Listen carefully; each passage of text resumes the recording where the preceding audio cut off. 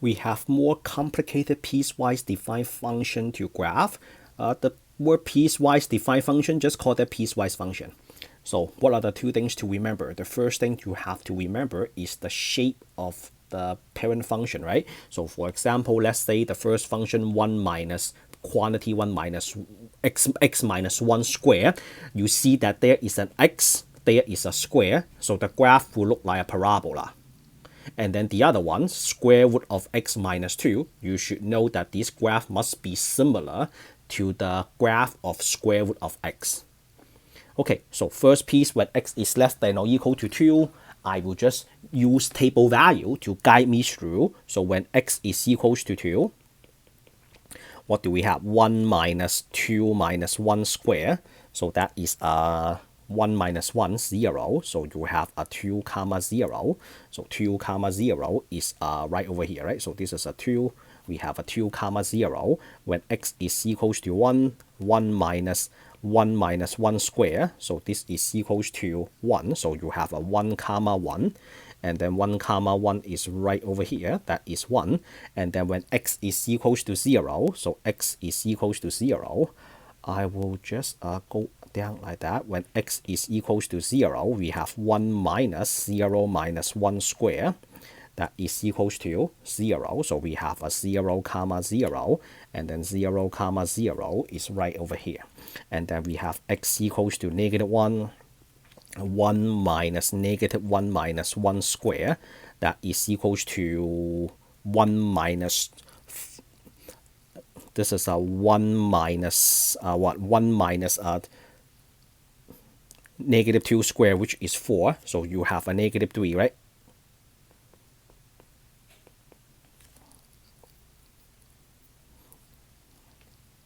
And then you just plot that. So negative 1, negative 3. You plot that, and then now you see the shape of the parabola. If you just go up and down like that, you see the shape of the parabola. Okay, so that is the first piece. And then how about the square root? The square root is x greater than 2, so I will still pick x equals to 2 in case you argue with me saying that there is no equal. We do that anyway. I will show you how to deal with this. So you have the square root of 2 minus 2, which is equals to 0, 2 comma 0. I will just use this as an open circle. So when x is equals to 2, y is equals to 0, this is going to be an open circle. So what happens when you have an open circle on top of a solid circle? We keep the open circle anyway. So we keep the open circle anyway. You don't have to write it out. So when x is equals to 3, we have the square root of 3 minus 2, which is equals to what? 1. So we have a 3 comma 1. So this is a 3 comma 1. And then when x is equals to 5, so x is equals to 5, square root of 5 minus 2, which is equals to 3.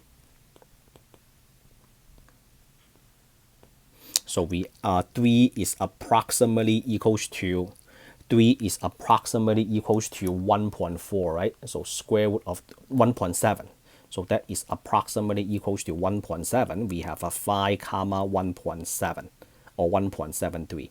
So when x is equals to 5, we have a 1.73. That is about over here.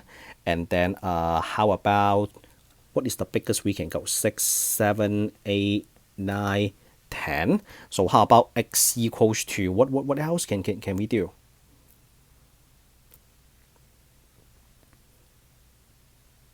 (11). Can we do a 11? So when x is equals to 11, we have the square root of 11 minus 2, which is equals to 9, right? So the square root of 9, that is equals to 3. So when x is equals to 11, y is equals to 3. So we have a 11 comma 3.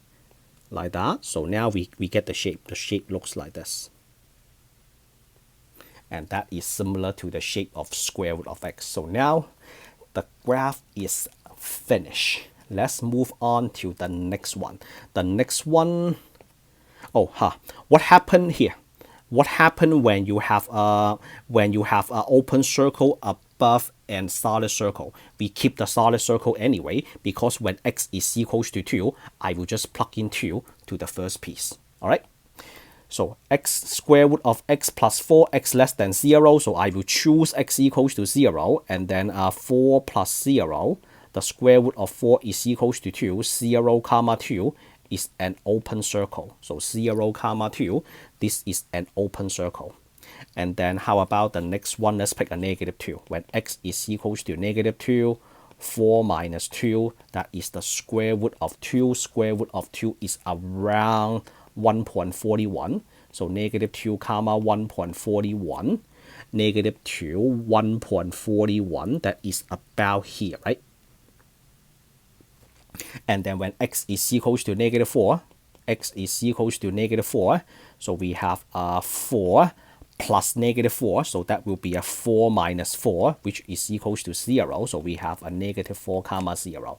So negative 2, negative 3, negative 4 comma 0, and then we should stop, because when x is equals to negative 5, 4 minus 5 becomes negative 1. So when x is equals to negative 5, we have a 4 minus 5, we have a x equals to negative 1, that is undefined. So the furthest we can go is a negative 4. So therefore we connect them. Okay, and then this is a 0, right? And then this is 2. Okay, what about the orange piece? The orange piece, I will pick x equals to 0. This one is a 4 minus 0 equals to 0. Equals to, why do I say a 0? 4 minus 0 equals to 2. The square root of 4 minus 0 is equals to 4. The square root of 4 is equals to 2. So we have a 0. We have a 0 comma 2. So we have a 0 comma 2. So this is a x equals to 0, y equals to 2. So this time we have a solid circle on top of an open circle. So when x is equals to 0, y is equals to 2. Just fill it up. And then when x is equals to greater than 0, right? So I will pick x equals to 2. We have the square root of 4 minus 2, which is equals to 2. So we have 2 comma 1.41. So 2 comma 1.41. So 1.41 is around there. And then when x is equals to 4, that is the highest we can go. 4 minus 4 is equals to 0. We have a 4 comma 0. So 2, 4, we have a 4 comma 0. We have a 4 comma 0. That is the highest we can go. Because as you go above 4, like 5, you have a 4 minus 5. That is undefined. So the 4 is the highest we can go. And then we do this. Now, we have a solid circle on top of an open circle. We still fill out the open circle, because when x is equals to 0, x is equals to 0, y is equals to 2, because I will just plug in the 0 to the second piece. Alright, so that is the end of this video. If you like the way I explain graph a piecewise function, give me a thumbs up, a subscribe. Truly appreciate your subscription. As always, meet you all in the next lesson. Signing out.